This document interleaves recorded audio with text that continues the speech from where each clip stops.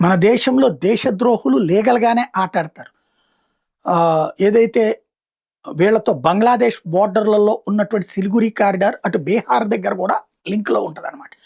ఇంతవరకు మమతా బెనర్జీ ఆ ప్రాంతంలో భూములు ఇవ్వకుండా ఆపింది. ఇప్పుడు సువేందు అధికారి వచ్చాక పబ్లిక్‌కి కాంపెన్సేట్ చేసి మరి ఆ భూములు తీసుకొని మిలిటరీకి, బోర్డర్ సెక్యూరిటీ ఫోర్స్‌కి అప్పజెప్పాడన్నటువంటి పాయింట్ ఇంతకుముందే మాట్లాడుకున్నాం.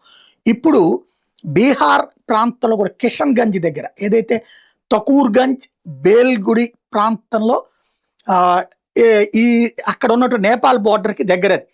ఆ ప్రాంతంలో ఇది బంగ్లాదేశ్ కాదు, ఇది నేపాల్ బోర్డర్‌కి సంబంధించి ఈ 5 ఎకరాలు ఇప్పుడు కాంగ్రెస్ పార్టీకి సంబంధించినటువంటి ఒక ఎంపీ గారు కొన్నారు. ఇమ్రాన్ ప్రతాప్‌గ్రాహి అనేటటువంటి ఆయన. ఇంకొక 20 ఎకరాలు గిఫ్ట్ కిందన, డొనేషన్ కిందన పొందేశాడు అక్కడ. ఇదంతా కూడా కరెక్ట్‌గా 189.68 ఎకరాలు ఆర్మీ స్టేషన్ ఏర్పాటు చేయాలనుకున్నటువంటి ప్రాంతంలో కొన్నారు. నేపాల్ బోర్డర్‌కి 1 కిలోమీటరు చికెన్ నెక్ సిలిగురి కారిడార్‌కి దగ్గరలో ఉన్నటువంటి ప్రాంతం అనమాట.